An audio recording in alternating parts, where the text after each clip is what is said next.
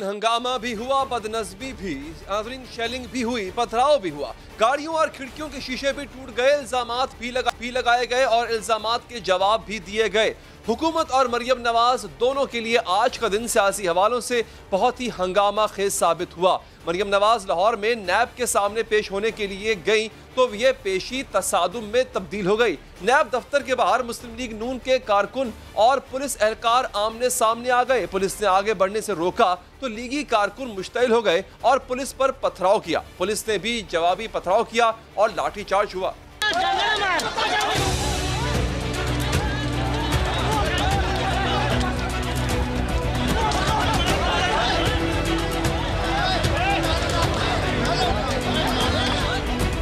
इस दौरान मरियम नवाज ने अपनी गाड़ियों से वीडियोस बनाकर ट्विटर पर पोस्ट की। उनके अकाउंट से शेयर की गई वीडियोस में देखा जा सकता है कि पुलिस एहलकार जमीन पर पड़े पत्थर उठाकर गाड़ी की जानिब उछाल रहे हैं।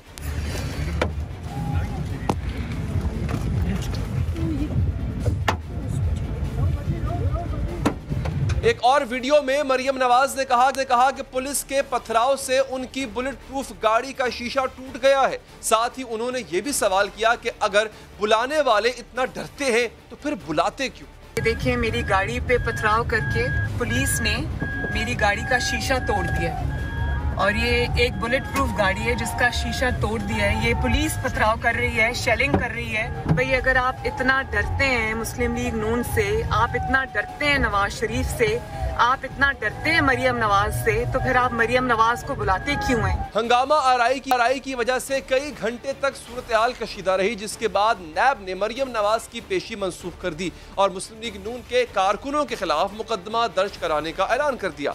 नैब अलामिया में कहा गया कि 20 साला दौर में उनके साथ ही पहली मरतबा इस नौयत का बर्ताव किया गया। नैब का मौक़िफ़ है कि इमारत पर पथराव करके खिड़कियों के शीशे तोड़े गए और अमले को जख्मी किया गया। तहरीक इंसाफ के ऑफिशियल ट्विटर अकाउंट से एक तस्वीर भी पोस्ट की गई है जिसमें नैब के दाखिली दरवाजे से काफी फासले पर एक खिड़की का शीशा टूटा नजर आ रहा है और ग्रिल भी टूटी हुई है।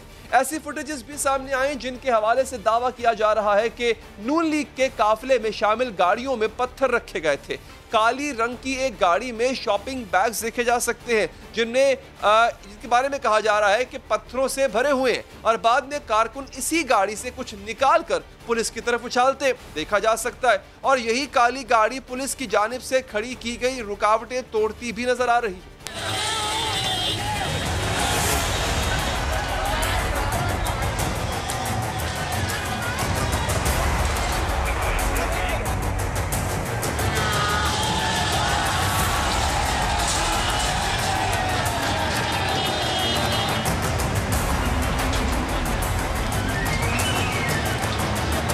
एक और फुटेज में नाज़रीन LZ6000 नंबर की गाड़ी में एक शख्स पत्थर रखता दिखाई देता है। इस हवाले से तहरीक इंसाफ के शहबाज गिल का ट्वीट भी सामने आया कि ये है मरियम सफदर के गुल्लू भट्ट जो गाड़ियों में पत्थर रख रहे हैं। लेकिन इसी वीडियो को एक जगह पर रोकें तो पुलिस एहलकार भी खड़ा नजर आ रहा है। तो क्या इसका मतलब यह है कि पुलिस की मौजूदगी में पत्थर गाड़ी में रखे गए?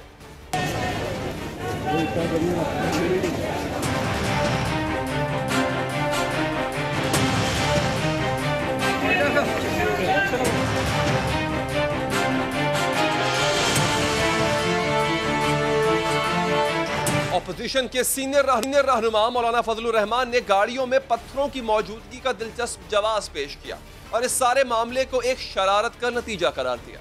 नून लीग की गाड़ियों से पत्थर बरामद हुए हैं, इसके ऊपर आप? नून लीग की गाड़ियों से पत्थर इसलिए बरामद हुए हैं कि वो बाकायदा पत्थरों के साथ भेजे गए हैं ताकि हमने जो कुछ करना है उसको काउंटर हम कर सकें। लिहाजा हम उन कुव्वतों को भी जानते हैं कि वो इस किस्म की शरारतें, ऐसी शरारतें वो सूझते हैं ऐसे मौके पर कि शैतान भी ऐसे वक्त में शायद ऐसी शरारत न सूझ सके। वज़ीर कानून पंजाब राजा बशारत ने बताया है कि पत्थरों वाली गाड़ियों को सिक्योरिटी की आड़ में मरियम नवाज की गाड़ी के आगे रखा गया था और उन पर लगी नंबर प्लेट्स भी जाली थी। यहाँ सबसे अफसोसनाक पहलू ये है कि मरियम नवाज की सिक्योरिटी की गाड़ियों में पत्थर भर कर लाए गए और वहाँ आकर कारकुनों में तकसीम किए गए और वही पत्थर फिर पुलिस पर और नैब के दफ्तर पर हमले में इस्तेमाल किए गए। वज़ीर इत्तलात पंजाब कहते हैं पुलिस पर पथराव का मंसूबा जाती उम्रा में बनाया गया और इसके लिए 10 लाख रुपए तकसीम किए गए। पत्थर मारने वाले हर शख्स को 25-25 हजार रुपए दिए गए। जिसने मरियम नवाज की गाड़ी पर पत्थर मारा उसे 1 लाख रुपए दिए गए। कल रात को 10 लाख रुपया जाती उम्रा रायबंड में तकसीम किया गया। 10 लाख रुपया पत्थर मारने वाले फी कारकुन को 25,000 रुपया दिया गया और जिसके जिम्मे लगाया गया कि वो बेगम सफदर अमान साहिबा की गाड़ी पे शीशे पे पत्थर मारेगा उसको 1 लाख रुपए का जो है वो इनाम पहले से तकसीम किया गया। नैब में पेशी मंसूख होने के बाद मरियम नवाज ने दीगर लीगी रहनुमाओं के हमरा मॉडल टाउन लाहौर में प्रेस कॉन्फ्रेंस की और इल्जाम लगाया कि आज पेशी की आड़ में इन्हें जानी नुकसान पहुंचाने की कोशिश की गई।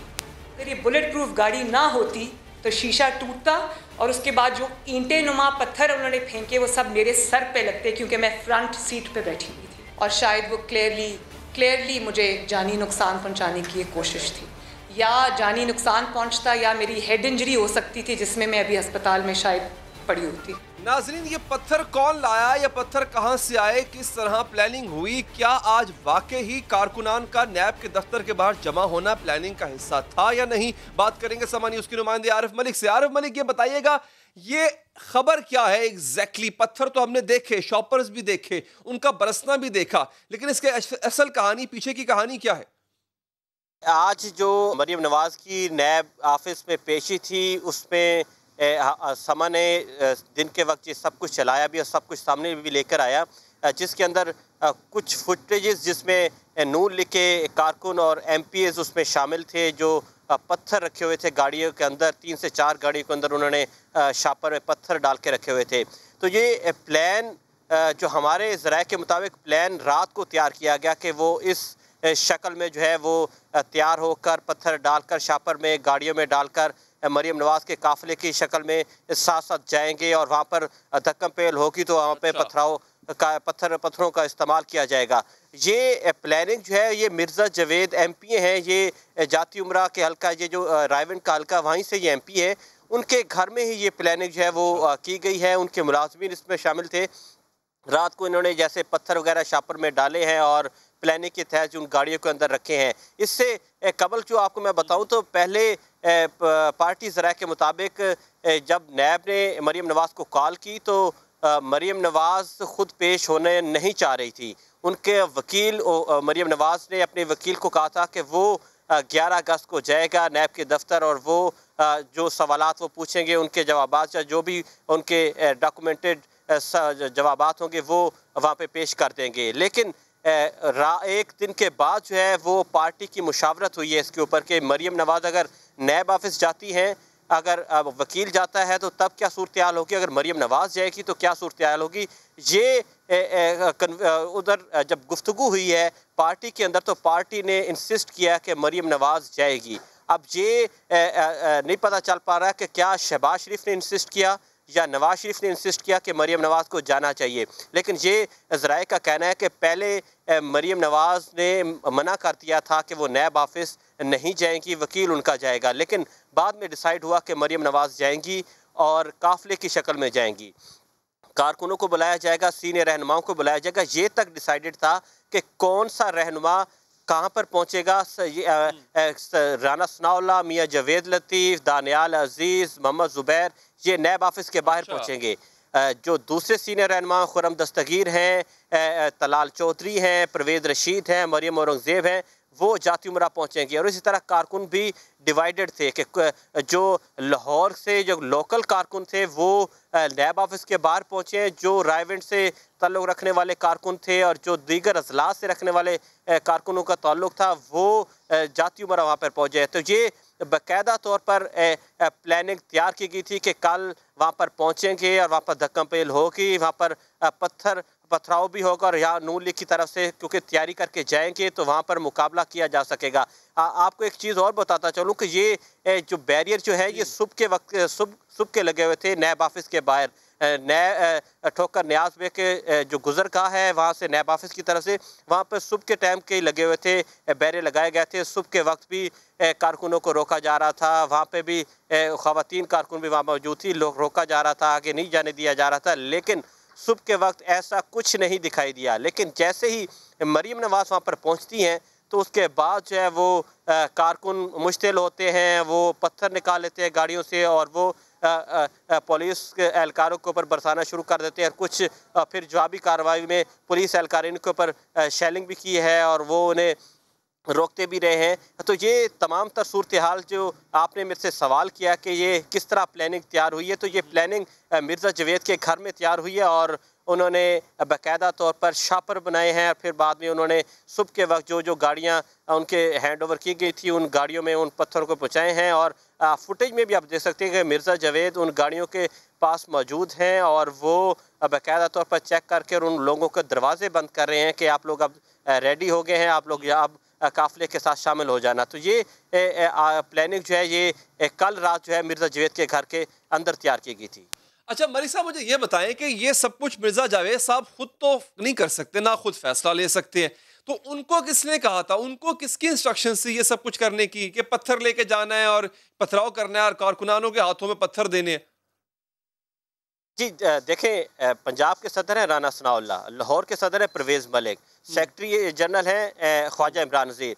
ये तीन लोग ही हो सकते हैं क्योंकि मरीम नवाज़ खुद से तो नहीं कह सकती कि पत्थर लेके आओ। ये प्लानिंग आपको मैं पहले बता चुका हूँ कि पार्टी ने डिसाइड किया कि मरीम नवाज़ को पेश होना चाहिए। मरीम नवाज़ पेश होना नहीं चाहती थी, लगता है कि ये बाकायदा तौर पर तैयारी की थी, पार्टी ने डिसाइड किया और ये उसके बाद जो है जो सदूर आपको मैंने बताया शायद इनकी प्लानिंग हो कि वहाँ पर हम बाकायदा तौर पर तैयार होकर यहाँ से निकलें, यहाँ पर पत्थर हम गाड़ियों में डाल के निकलें और वहाँ पर अगर थोड़ी सी भी रुकावटें वहाँ पर पुलिस अगर खड़ी करती है तो हमारे कारकुन जो वो मुश्तिल हो जाएं और वो पथराव करना शुरू कर दें। तो ये प्लानिंग बज़ाहिर तो लगता है कि पार्टी ने बाकायदा तौर पर तैयार की है और ये मैं आपको वसूख से कह रहा हूँ कि मिर्ज़ा जवेद के घर में ये जो पत्थर वगैरह शापर में डाले गए ये वहाँ पर प्लानिंग हुई और उन्होंने बाद में डिस्ट्रीब्यूट किए वो शापर बाकी लोगों के अंदर के वो साथ लेकर जाएं। और क्योंकि मैंने आपको बताया कि पार्टी के जो यहाँ पे पंजाब के जो सदर है वो राना सनाउल्लाह हैं और लाहौर के जो सदर है वो परवेज़ मलिक हैं, सेक्रेटरी जनरल ख्वाजा इमरान नज़ीर है। तो ये प्लानिंग जहाँ से हुई होगी और उन्होंने मरीम नवाज़ को एतमाद में। अच्छा ये बताइएगा मलिक साहब, सारी की सारी जो प्लानिंग हो रही थी इस प्लानिंग में शहबाज शरीफ साहब कहाँ थे, उनका कितना हिस्सा है? और आज ना वो हमें नैब दफ्तर के बाहर नजर आए ना प्रेस कॉन्फ्रेंस में नजर आए, तो वो कहाँ थे? और ये बताइएगा साथ में कि इसमें कोई इंस्ट्रक्शन लंदन से भी आई थी नवाज शरीफ साहब की तरफ से? अजीब, मरीम ज़्यादातर गुफ्तगू अपने वाले से ही करती हैं, उनसे मुशावरत करती हैं और उनके मशवरे के मुताबिक चलती हैं, ना कि शहबाज शरीफ के मशवरे के मुताबिक चलती हैं। वो शहबाज शरीफ भी अगर कोई उन्हें मशवरा देते हैं तो वो अपने वाले को बताती हैं और वालिद ही उन्हें बताता है कि हाँ अगर शहबाज शरीफ ठीक कह रहे हैं तो हाँ इनके साथ कोऑर्डिनेट करो और जो वो कह रहे हैं उसी तरह चलो। पहले वो अपने वालिद को बता दें, उसके बाद वालिद से मशवरा करने के बाद ही वो अगला फैसला करती हैं। ठीक है, बहुत बहुत शुक्रिया आपका आरिफ मलिक साहब, आपने हमें अपडेट। आज के दिन हंगामा आराई होने, गाड़ियों और खिड़कियों के शीशे टूटने के साथ साथ एक और बहुत अहम सियासी पेशरफ्त हुई। एक तवील अरसे के बाद मरियम नवाज ने अपनी खामोशी भी तोड़ दी है और वजह यह बताई है कि वो खामोश क्यों थी, क्योंकि नैब में पेशी अहम खबर तो है लेकिन अछूती खबर नहीं है। मरियम नवाज इससे पहले भी नैब के सामने पेश हो चुकी हैं, नैब की हिरासत में भी रह चुकी। इनके चचा शहबाज शरीफ और चचाजाद भाई हमजा शहबाज भी नैब के सामने पेश हो चुके। इनकी पार्टी के दीगर लीडर्स भी नैब के सामने आ चुके हैं। नैब पेशी मंसूख होने के बाद मरियम नवाज ने मॉडल टाउन लाहौर में प्रेस कॉन्फ्रेंस की और इंतहाई सख्त लहजे में हुकूमत पर तनकीद की। मरियम नवाज को नैब लाहौर ने अराजी की खरीदो फरोख्त के हवाले से पूछताछ के लिए बुलाया था। प्रेस कॉन्फ्रेंस में उन्होंने नैब की कॉल अप नोटिस है वो पढ़कर सुनाया और कहा कि इसमें कोई भी इल्जाम नहीं।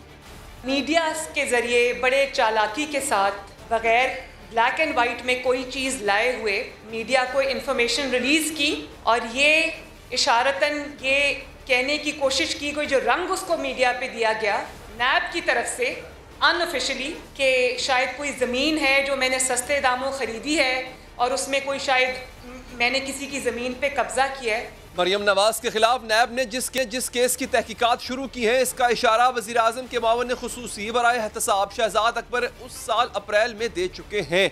सऊदी अरब की स्टील मिल है, हिल मेटल है, नवाज शरीफ पर केस था कि वो इस मिल के मालिक हैं, लेकिन इस असासे के लिए वो जायज़ ज़राए आमदन बनाने में नाकाम रहे हैं। इसी हिल मेटल से जो मुनाफा नवाज शरीफ को मिला उसकी रकम मरियम नवाज को मुंतकिल की गई और इल्ज़ाम यह है कि रकम की इस मुंतकिली के लिए भी कानूनी ज़राए इस्तेमाल नहीं किए गए।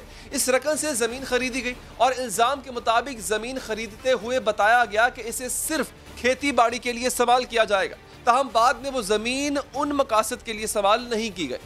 वो पैसा हिल मेटल से आया था नवाज शरीफ को, जिसके ऊपर इनको सजा हुई है। वो पैसा नवाज शरीफ ने आगे से इमीडिएटली ट्रांसफ़र किया मरियम को, और मरियम ने फिर उसके साथ जायदाद खरीदी थी रायबंड के इलाके में। ये मेरी नज़र में तो मरियम नवाज बिल्कुल उसकी एक्यूज़ बनती हैं। इसके अलावा इनके 4 मुलाजमीन और भी थे जिनको हिल मेटल वाले पैसों में से हिस्सा मिला। किसी भी वक्त प्रोसिक्यूशन चाहे तो शायद उसमें फाइल भी कर सकती है। अहम बात यह है कि मरियम नवाज आज तकरीबन 5 माह की खामोशी की बात बोली हैं। आज से 5 माह कबल 12 मार्च को उन्होंने नैब की कैद से छूटने वाले लीगी रहनुमाओं से मुलाकात की थी। तब मीडिया से गुफ्तगू में उन्होंने बहुत ही मुख्तात अंदाज इख्तियार किया। सवालों के जवाब रुक रुक कर सोच समझ कर दिए थे। कोर्ट के पास मेरे मामलात हैं। कोर्ट भी ये जानती है कि मेरे पे जो मुकदमात बने उनकी असल वजूहात क्या हैं, सबको पता है, मुझे ये कहने की ज़रूरत नहीं है। तो कोर्ट पे छोड़ा है, देखने क्या करते हैं। मिल जाएगी इजाज़त, ठीक है। मार्च की इस गुफ्तगू से कबल मरियम नवाज 7 माह तक खामोश ही रही थी। 12 मार्च से पहले उन्होंने 8 नवंबर को मीडिया से गुफ्तगू की, जब उनके वालिद के बैरून मुल्क जाने के मामला तय पा रहे थे। इससे पहले जब नवाज शरीफ जेल में थे तो मरियम नवाज शहर रैलियां निकालता था। 8 अगस्त 2019 को मरियम नवाज को चौधरी शुगर मिल्स केस में गिरफ्तार किया गया। इन्हें जमानत पर रिहाई मिली, लेकिन वो खामोश रहीं। उनके वालिद इलाज के लिए बरतानिया चले गए तो खामोश रहीं। तब वफाकी वजीर फैसल वाडा ने कहा था मरियम नवाज भी जाने की कोशिश करेंगी, लेकिन हम इन्हें रोकेंगे। जबकि हुकूमत के वजीर भी ये तासुर देते थे कि मरियम नवाज खामोश हैं, तो यकीनन इसके पीछे कोई बहुत ही खास वजह है।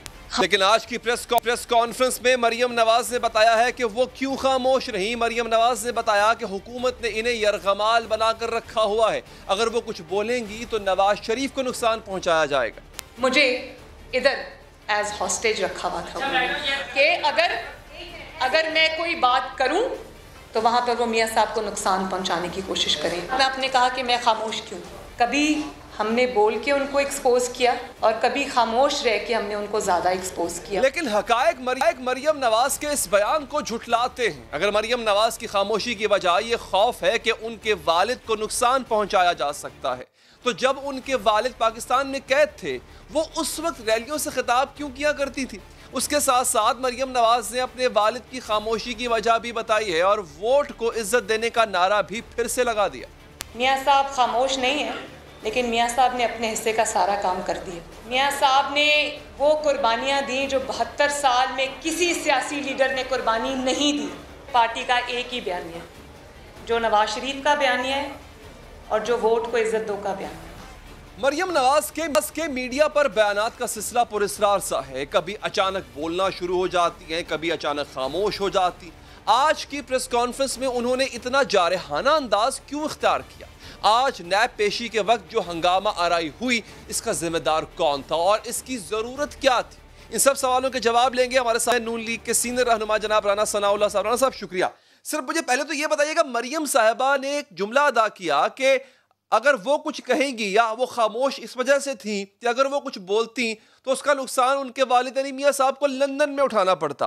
तो सर ये क्या कोई धमकी थी, कोई थ्रेट थी, क्या वजह थी कि आपको डर लगता था कि आप कुछ यहाँ पर करेंगे, नुकसान मियाँ साहब को वहाँ पर होगा? देखिए ये बात क्योंकि मरियम नवाज साहबा ने खुद की है और एक प्रेस कॉन्फ्रेंस में की है जी, और मैं नहीं समझ सकता कि इसकी वजाहत में कोई क्वेश्चन जो है वो वहाँ पे नहीं हुआ। तो इसलिए मैं उनके अल्फाज में अपने तौर पे जो है वो इजाफ़ा तो नहीं कर सकता, ना ये मुनासिब है जी। लेकिन मेरा ये ख़्याल है कि उनकी राय या उनकी सोच यही है कि उन्हें जो है वो अपने उनके वालिद को यानी हमारे लीडर मियाँ नवाज शरीफ को तकलीफ़ पहुँचाने के लिए जो है वो उनके साथ ये सलूक जो है वो किया गया। बल्कि इवन आपने अगर वो प्रेस कॉन्फ्रेंस सुनी है तो उन्होंने वो अपनी गिरफ़्तारी का जो है वो वाक़या पूरी तफसील के साथ, जो इससे पहले कभी उन्होंने बयान नहीं किया, वो भी उन्होंने बयान किया कि किस तरह से इन्होंने जो है वो जेल में बंद मियां नवाज शरीफ को, यानी इनके इंतकाम की इंतहा देखें और इनके किसी इंतकामी कार्रवाई में घटियापन का जो है वो उसकी गहराई का अंदाज़ा लगाएं कि इन्होंने जो है वो उनको गिरफ़्तार तो करना ही था, लेकिन उनको जो अंदाज़ अपनाया गया कि उनको तकलीफ़ दी जाए, तो यकीनन एक आदमी जो किसी भी जो है वो आर्ज़े में मुब्तला हो, तो उसे अगर इस किस्म की तकलीफ़ पहुँचाई जाए तो उससे यकीनन जो है वो उसे जो है वो तकलीफ़ या उसकी सेहत को नुकसान तो पहुँचता है। बिल्कुल ऐसे। लेकिन सर आप चूंकि खुद भी बहुत करीब है नवाज शरीफ साहब से, तो मैं अर्ज़ ये करना चाह रहा था कि क्या ऐसा कोई पैगाम आपके नॉलेज में है कि हुकूमत ने कोई पैगाम भिजवाया हो, कोई धमकी दी हो, या आपको किसी हरकत से लगा हो कि मियां साहब को लंदन में नुकसान पहुंच सकता है? नहीं, मुझे किसी ने पैगाम तो नहीं भेजा और ना ही मेरे साथ कभी मियां साहब ने ऐसे किसी पैगाम से मुतल्लक जो है वो शेयर किया है। लेकिन मैंने जैसे हथकंडों के ऊपर जो है वो रोशनी डाली है कि जो एक आदमी जो अपने इलाज में जो है वो हो या वो अपनी सेहत को जो है वो के मसाइल से दो चार हो, तो उसे इस किस्म के हालात से गुजारना जो है यकीनन उसकी बीमारी में इजाफे का बायस बनता है। अच्छा, अब राणा साहब यहाँ पर दो बातें हैं सर। पहला तो ये बताइएगा कि क्या अब मरियम साहिबा ही ड्राइविंग सीट पर आ गई हैं, क्योंकि लगता यह है कि जिस तरह आज उन्होंने प्रेस कॉन्फ्रेंस की और उस प्रेस कॉन्फ्रेंस में शहबाज शरीफ साहब मौजूद नहीं थे। शहबाज शरीफ साहब का बयानिया और मरियम साहब का बयानिया ज़रा एग्रेसिव बयानिया है मरियम साहिबा का, तो क्या अब ये समझा जाए कि मरियम साहिबा की मौजूदगी की वजह से नवाज शरीफ वापस आ चुके, मतलब नवाज शरीफ ने दोबारा संभाल ली है, लगाम संभाल ली है, और शहबाज शरीफ सर वो क्यों गायब थे, वो क्यों नहीं थे सर? देखें, लगाम या क़यादत या रहनुमाई या पार्टी को लीड करने का मामला जो है, ये लगाम तो पहले से ही मियां नवाज शरीफ साहब के पास है, उन्होंने जो है वो दोबारा से क्या संभालनी है। बाकी मरीम नवाज साहबा भी जो है वही बात करेंगी जो मियां नवाज शरीफ साहब चाहेंगे, और मियां शहबाज शरीफ साहब भी जो है वो पूरी तरह से उस बात से मुत्तफिक हैं और उसके ऊपर अमल करना जो है वो अपना फ़र्ज समझते हैं। जो मियां प्रेस कॉन्फ्रेंस में नहीं थे सर, आज खैरियत थी? नहीं, तो मुझे आप ये बताएं कि एक इवेंट था और पंजाब में था, लाहौर में था, और उन्होंने वहाँ पे जो है वो पेश होने के लिए जाना था, और पार्टी के जो लाहौर सिटी डिवीज़न या लाहौर डिवीज़न के लोगों ने वहाँ पे अजहार यकजहती के लिए वहाँ पे जाके सड़क पे खड़े होना था। इसके अलावा तो कोई प्रोग्राम ही नहीं था।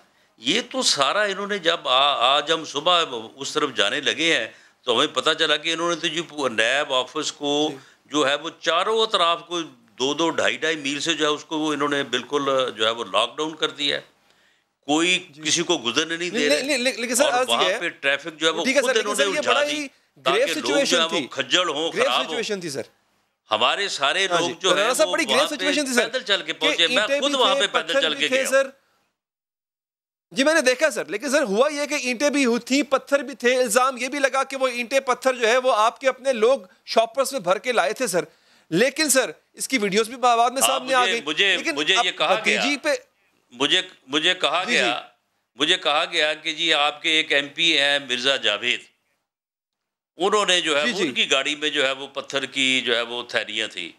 मैंने मिर्ज़ा जावेद को बुलाया, उसने कहा कि जी अगर ये बात साबित हो जाए, मैं ये नंबर है मेरी गाड़ी का, मेरी गाड़ी में जो थैलियाँ थी उनमें फूल थे, फूलों की पत्तियाँ थी। उन्होंने कहा कि आप मेरी इंक्वायरी कर रहे हैं, अगर ये साबित हो कि मेरी गाड़ी में एक भी पत्थर है तो जो आप सज़ा देना चाहते हैं। आप मुझे ये बताएं कि हमारे कारकुनों के सर फटे हैं और मोहतरमा मरियम नवाज साहबा की गाड़ी के ऊपर जो उसे गाड़ी को हिट किया गया है, अब कहा तुझे जा रहा है बादियों नज़र में कि जी उनकी गाड़ी को जो है पत्थर मारा गया।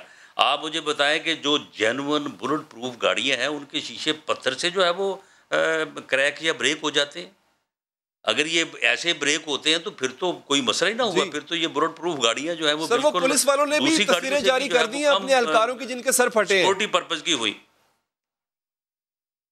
मामला ये है कि वहां पे हमारे कारकुनों के जो है वो सर फटे हैं, हमारे 70 के करीब कारकुन इन्होंने गिरफ्तार किए हैं। मेरे पास ये वीडियो पड़ी है, मैं आपको अभी भेजता हूँ। ये कारकुनों को पकड़ते हैं जी, और वो इनके साथ चल पड़ते हैं कि जी ठीक है, हमें गिरफ्तार के लिए हमें गाड़ी में बिठाए, और उसके बाद जब 10-10 आदमी एक एक कारकुन को जब वो मार रहे हैं, इन्होंने वहां पे केमिकल स्प्रे किया है लोगों के ऊपर, लाठीचार्ज किया है, लोग पथराव पुलिस वहां पे वो खुद कर रही थी, टीयर गैसिंग जो है वो की है। तो ये आप मुझे बताएं ना कि ये सारा करने की जरूरत क्या थी? ये नैब के ऑफिस को चारों तरफ से बंद करने की पहले क्या जरूरत थी? वहां पे बड़ी जो है वो चौड़ी और बड़ी खुली सड़क है, हम वहां पे खड़े होके सर कैमरामैन भी मौजूद थे, रिपोर्टर्स भी मौजूद थे, कई चैनल्स के, और वो पेशी जो है वो सर उन्होंने कहा कि जब इधर से ईंटें और पत्थर बरसाए गए तो फिर पुलिस से तो फूल निशावर नहीं करने थे, उन्होंने तो डंडे मारने ही मारने थे सर। लेकिन बात ऐनी शाहिदीन का कहना है कि पहले पत्थर जो है वो नहीं, तो बड़ा खूबसूरत जवाब है,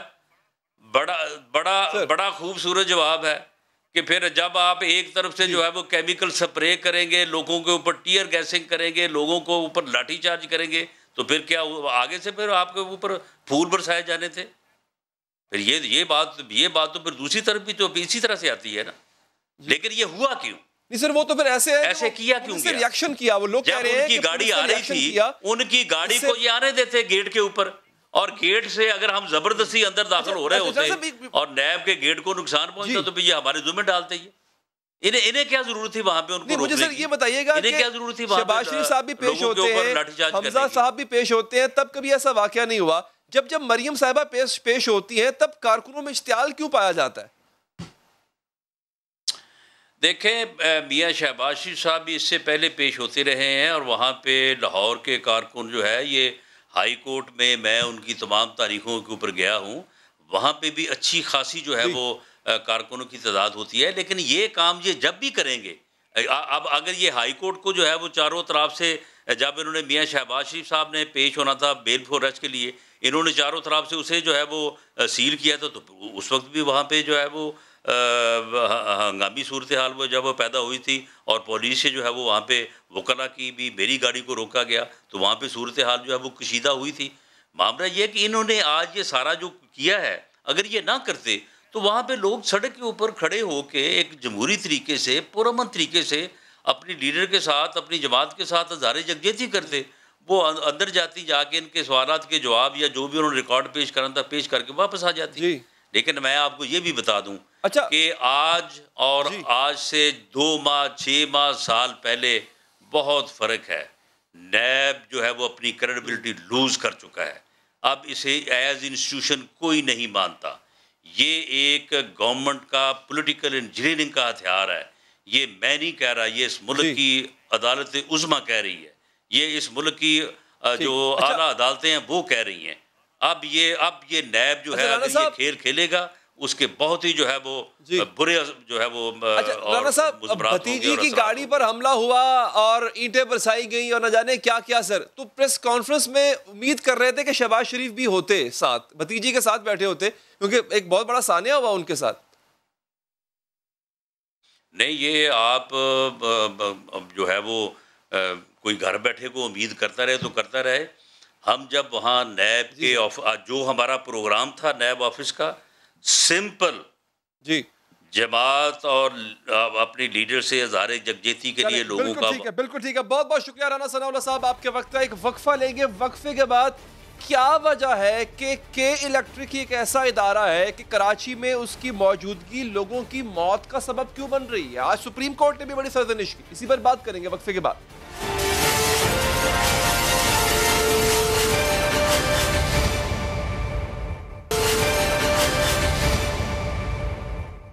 नाज़रीन, क्या अब कराची वालों की हालत संवर जाएगी? क्या कराची पर मुसल्लत अंधेरों और सरे बाजार करंट लगने से होने वाली हलाकतों का खात्मा हो सकेगा? क्योंकि मुल्क की सबसे बड़ी अदालत सख्त अहकाम जारी कर दी हैं। इन अहकाम पर अमल दरामद भी होना शुरू हो गया है। आज अदालती हुक्म के बाद के इलेक्ट्रिक के CEO के खिलाफ कत्ल का पहला मुकदमा दर्ज किया गया। ये मुकदमा करंट लगने से जान बहक होने वाले शहरी की मौत पर दर्ज किया गया। पुलिस के मुताबिक मुकदमे में के इलेक्ट्रिक के डिस्ट्रीब्यूशन हेड आमिर जिया का नाम भी शामिल है। करंट से जान बहक होने वाले 19 साला फैजान के अहले खाना का कहना है कि फैजान 8:30 बजे सब स्टेशन के पास तस्वीर खींच रहा था तो पानी और करंट होने की वजह से इसकी मौत हो गई। सुप्रीम कोर्ट की आज की समाअत और आज के हुक्मनामे के बाद के इलेक्ट्रिक के खिलाफ यह मुकदमा कायम किया गया। आज सुप्रीम कोर्ट कराची रजिस्ट्री में कराची में गैर एलानिया लोड शेडिंग और करंट लगने से के मामले की समाअत हुई है, जिसमें chief justice of Pakistan justice Gulzar Ahmed ने के इलेक्ट्रिक की कारकर्दगी पर सख्त बरहमी का इजहार किया था और कहा था कि शहर में करंट लगने से जितनी हलाकतें हुई हैं इनके मुकदमात में CEO के इलेक्ट्रिक का नाम शामिल किया जाए। चीफ जस्टिस ने रिमार्क्स देते हुए कहा था कि अटॉर्नी जनरल साहब CEO के इलेक्ट्रिक का नाम ECL में शामिल करें। चीफ जस्टिस ने के इलेक्ट्रिक का मुकम्मल ऑडिट का हुक्म देते हुए करंट लगने से लोग मर रहे हैं, पूरी कराची से अर्थ वायर हटा दिए, इन लोगों के खिलाफ कत्ल का मुकदमा बनना चाहिए। चीफ जस्टिस सुप्रीम कोर्ट ने CEO के इलेक्ट्रिक यूनुस अलवी को झाड़ पिलाते हुए कहा कि आपको शर्म नहीं आती, लोगों को भाषण देते, बदतरीन इंतजामिया है, निज़ाम पहले से भी बदतर हो चुका है। कराची पर इजारादारी कायम नहीं होने देंगे, दूसरी कंपनियां भी होनी चाहिए। जिस पर चेयरमैन नेपरा ने अदालत को बताया कि हमने 5 करोड़ रुपए का जुर्माना किया और एक्शन लिया था, लेकिन के इलेक्ट्रिक ने हमारे एक्शन पर अदालतों से इम्तना ले रखा। चीफ जस्टिस ने वकील के इलेक्ट्रिक से मुकालमे में कहा कि आप भी कराची के शहरी हैं, आपको भी एहसास होना चाहिए। अभी 21 लोग मरे हैं, आप जाकर इम्तना ले लेते हैं। जिस पर वकील के इलेक्ट्रिक का कहना था कि लोग घरों में मर रहे हैं। चीफ जस्टिस सुप्रीम कोर्ट का कहना था कि बिजली का कोई ना कोई फॉल्ट होता है तो बंदा मरता है। चीफ जस्टिस फैसल अरब ने रिमार्क्स में कहा सड़कों पर भी लोग मर रहे हैं, अर्थ वायर ही खत्म कर दिए। जिस पर चेयरमैन नेपरा ने बताया कि रनिंग वायर में अर्थ वायर निकाल दिए गए हैं। एडवोकेट फैसल सिद्दीकी ने अदालत को बताया कि पिछले साल 35 में से 19 हलाकतों की जिम्मेदार के इलेक्ट्रिक है। इन हलाकतों से मुतालिक नेपरा की रिपोर्ट भी मौजूद है। मसला नेपरा कवानीन के नफाज का है नाज़रीन, ये अपने कानून को लागू नहीं करता। सुप्रीम कोर्ट ने के इलेक्ट्रिक का लाइसेंस मंसूख होने पर मुतबादिल पूछते हुए चेयरमैन नेपरा से इस्तफसार किया कि उनका लाइसेंस मुअत्तल हो जाए तो आपके पास क्या मुतबादिल है। जिस पर चेयरमैन नेपरा ने कहा कि हम कोई मुतबादिल लाने की कोशिश करते हैं तो ये हुक्म इम्तना ले लेते हैं, स्टे ले लेते। इस पर चीफ जस्टिस ने कहा कि हम तमाम हुक्म इम्तना खत्म करते हैं। चीफ जस्टिस ने कहा कि जब तक उन्होंने टेक ओवर किया, निज़ाम को तबाह कर दिया। ये कौन होते हैं आकर हमें कराची वालों को भाषण दे, कहते हैं कराची वाले बिजली चोरी करते हैं। ये कौन होते हैं ये कहने वाले, कराची वालों को भाषण मत दें। चीफ जस्टिस ऑफ पाकिस्तान ने CEO के इलेक्ट्रिक से कहा कि 1 मिनट के लिए भी बिजली बंद नहीं होनी चाहिए, बिजली बंद करना है तो अपने दफातर की करें। गैर एलानिया लोड शेडिंग पर सुप्रीम कोर्ट ने अपने हुक्मनामे में हुक्म दिया कि करंट लगने का मुकदमा के इलेक्ट्रिक के हुक्काम के खिलाफ दर्ज किया जाएगा। कोई भी वाकया हो नाजरीन तो CEO समेत तमाम हुक्काम के खिलाफ मुकदमा दर्ज किया जाए। इसके अलावा सुप्रीम कोर्ट ने नेपरा की कार्रवाई के खिलाफ सिंध हाई कोर्ट के हुक्म इम्तना की तफसीलात तलब करनी है। सुप्रीम कोर्ट के इलेक्ट्रिक पर सख्त बरहम नजर आती और इसकी वजह के इलेक्ट्रिक की कारकर्दगी ही है। इस वक्त कराची को 2 खौफनाक मसाइल का सामना है नाजरीन। एक, खंभों और बिजली की टूटी तारों के जानलेवा करंट से होने वाली हलाकतें, दूसरा बदतरीन लोड शेडिंग। और इन दोनों मसाइल की जड़ के इलेक्ट्रिक ही है। जुलाई और अगस्त में होने वाली हालिया बारिशों में भी करंट लगने के वाकयात में अब तक 20 से ज्यादा अफराद जाँ बहक हो चुके हैं और गुज़िश्ता साल भी 19 जिंदगियां के इलेक्ट्रिक की किफलत की भेंट चढ़ी थी। नाज़रीन, इस हवाले से एक छोटा सा क्लिप है, वो देखिए। लेकिन माओ की फरियाद के बावजूद, कीमती जानों की ज़िया के बावजूद, नेपरा की तहकीकात और के इलेक्ट्रिक को जिम्मेदार ठहराने के बावजूद कोई फर्क नहीं पड़ा। नेपरा की वाज़ेह रिपोर्ट के बावजूद अभी तक कोई कार्रवाई नहीं की गई। और ऐसा नहीं नाज़रीन के करंट से हलाकतें इन 2 सालों में ही हुई हैं। सड़कों पर करंट से हलाकतों के वाकयात गुज़िश्ता कई साल से हो रहे हैं। 2014 से लेकर 2019 तक यही करंट मिला पानी 74 कीमती जानों का खात्मा कर चुका। लेकिन के इलेक्ट्रिक इन अमवात और पानी में करंट आने के वाकयात की जिम्मेदारी लेने से गुरेजा है। जिस तरह ग्रो हुआ है, हमारे पोल जो है वो लोगों के घरों में आ गए, हमारे तार लोगों की बिल्डिंगों के अंदर से गुजरे, ये तस्वीरें मौजूद हैं। ठीक है, देखिए लोग कहते हैं कि आपके तार पे सरिया लगा तो आदमी, अल्लाह ताला उनकी मग़फ़िरत करे, वो बेचारे की डेथ हो गई। सवाल ये पैदा होता है कि छत ऊंची करके बनाना क्या हमारे कंट्रोल में है?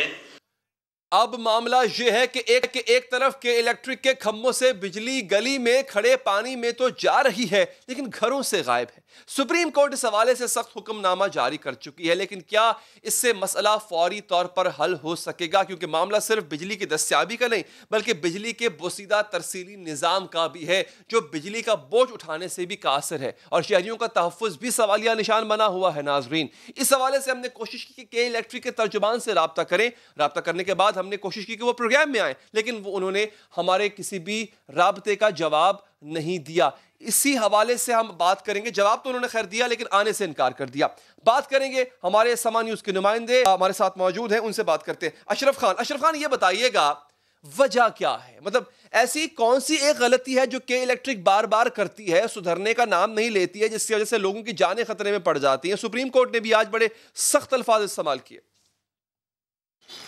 जी लेदर साहब, जो टोटल अगर हम देखें, आज सुप्रीम कोर्ट बहुत बहरम हुई है और जो इकदाम हैं, क्योंकि सबसे इम्पोर्टेंट है कि इस साल अगर 35 दिनों की बात करें तो 39 लोगों की कीमती जानें ज़ाया हुई करंट लगने से, ये सबसे इम्पोर्टेंट चीज़ है। इसके अलावा जो हादसात हुए हैं, जो समा ने भी दिखाए हैं, एक जो है कारसाज पे हुआ था, बहुत ही ख़तरनाक इंसिडेंट था, वायर टूटा था, एक मोटरसाइकिल सवार उसके नीचे आ गया था। एक आज वाक़या हुआ है जो आज ही के दिन जिस पे FIR कटी है और डिफेंस में हुआ था, जो PMT जहाँ रखे हुए होते हैं उस रूम में वो बच्चा जो है चला गया, उसके बाद उसको करंट लग गया।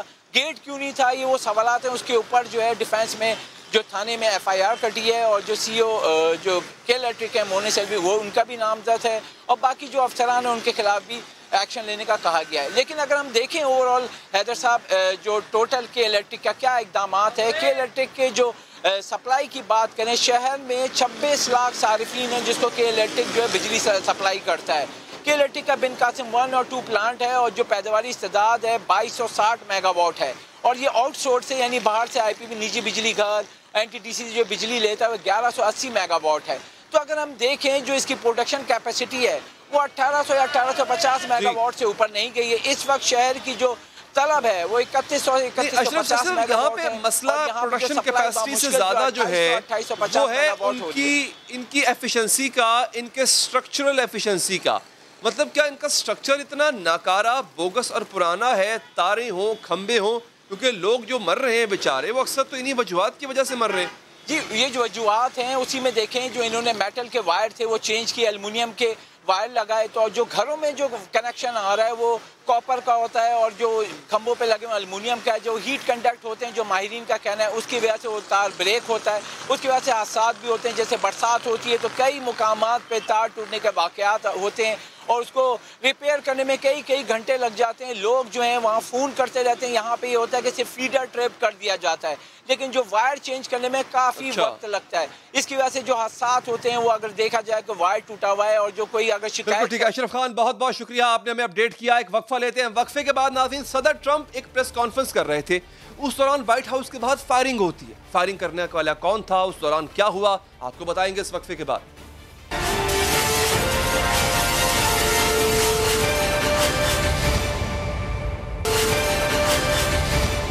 नाज़रीन, अमरीका तेजी से अंधे कुएं की तरफ बढ़ रहा है। कत्ल गारत, मुसल्लह तशद्दुद अमरीकी माशरे को तेजी से खाए जा रहा है। पुरतशद्दुद वाक़यात पूरे अमरीका को अपनी लपेट में लेते हुए नजर आ रहे हैं, जिसकी ताज़ा मिसाल कल का वाक़या है, जब अमरीकी दारुल हुकूमत वाशिंगटन में अमरीकी सदर की रिहाइशगाह यानी व्हाइट हाउस के करीब फायरिंग हुई थी। खुफिया इदारों ने एक मुश्तबा मुसल्लह शख्स को गोली मार दी थी और इस वाक़े की वजह से अमरीकी सदर डोनाल्ड ट्रंप प्रेस ब्रीफिंग के बीच से उठकर चले गए। उनको जाना पड़ा और फिर कुछ देर बाद आकर उन्होंने बताया कि आखिर हुआ क्या। आपने इस वाक़े पर रद्द अमल देते हुए अमरीकी सदर ट्रंप का कहना था कि दुनिया खतरनाक है और ये ऐसे ही खतरनाक रहेगी। जी हाँ, अमरीकी सदर यही कह रहे थे कि दुनिया एक ख़तरनाक जगह है, ये कोई नई बात नहीं, इट्स नॉट यूनिक। और उन्होंने कहा कि अगर आप एक सदी पहले भी चले जाएं तब भी ऐसे ही हालात थे, तब भी दुनिया इसी तरह से एक ख़तरनाक जगह थी। अमरीकी सदर ने यह तो बता दिया कि ऐसे पुरतशद्दुद वाक़यात और मुसल्लह कार्रवाइयों की वजह से दुनिया ख़तरनाक है, लेकिन नाज़रीन ये नहीं बताया कि दुनिया को इंसानों के लिए ख़तरनाक किसने बनाया, वो कौन था जिसने दुनिया में तशद्दुद की बुनियाद रखी, वो कौन था जो अपने इंसेप्शन के ज़माने से लेके अब तक सैकड़ों जंगें कर चुका है। किस मुल्क की पॉलिसियाँ इंसान दुश्मन, कौन सा मुल्क अपने शहरियों को तशद्दुद की तरफ माइल कर रहा है, वो मुल्क है अमरीका, जहाँ गुज़िश्ता कई बरसों से तशद्दुद के वाक़यात में बदतरीन इजाफा हो चुका है। और इन बढ़ते वाक़यात की वजह नाज़रीन एक इदारे के इस मॉल आर्म सर्वे उसका सामने आया है नाज़रीन, जिसके मुताबिक पूरी दुनिया का 40% असला, जी हाँ, पूरी दुनिया का 40% असला अमरीकी अवाम के पास है। हालांकि अमरीकी आबादी दुनिया की मजमूई आबादी का सिर्फ 4%। सर्वे में बताया गया है कि दुनिया में 1 अरब से ज़ायद असलहा मौजूद है, जिसमें से 85% असलहा आम लोगों के हाथों में है और तकरीबन 86 करोड़ छोटी बड़ी बंदूकों में से 39 करोड़ से ज़ायद बंदूकें अमरीका में हैं। और अमरीकी आइन की दूसरी तरमीम शहरियों को यह हक देती है कि वो अपनी हिफाजत के लिए हथियार रख सकते हैं, लेकिन अमरीकी आइन की यह इजाज़त अमरीकी माशरे के लिए तबाहकुन साबित हो रही है। अमरीकी तहकीकी इदारे के मुताबिक हर साल 36,000 अमरीकी शहरी मुसल्लह तशद्दुद से हलाक हो जाते और गुज़िश्ता 10 सालों में नाज़रीन 12 लाख अमरीकी बंदूक की गोली का निशाना बन चुके हैं। मुसल्लह तशद्दुद के हवाले से साल 2017 अमरीका 40 साल में सबसे हलाकत खेज साल रहा। इस साल 39,000 से ज़ायद अमरीकी बंदूक की गोली से मारे गए। इस तहकीक के मुताबिक साल 2014 से 2017 तक अमरीका में पुरतशद्दुद वाक़यात में 16% इजाफा हुआ।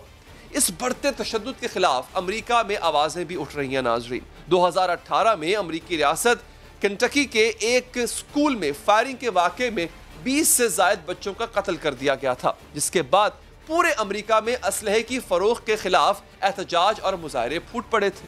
ट्रम्प इंतज़ामिया आम शहरियों की असलहा तक रसाई की हामी है और इस मौक़िफ़ के हक़ में डोनाल्ड ट्रम्प गैर मंतकी बयानात भी देते रहे हैं। उनका मानना है कि असलहे पर पाबंदी की बजाय उन लोगों का दिमागी इलाज होना चाहिए जो लोगों को कत्ल करते। के साथ ही हमारे प्रोग्राम का वक्त यहाँ पर ख़त्म हुआ चाहता है। दीजिए इजाज़त नाज़रीन, अल्लाह निगहबान।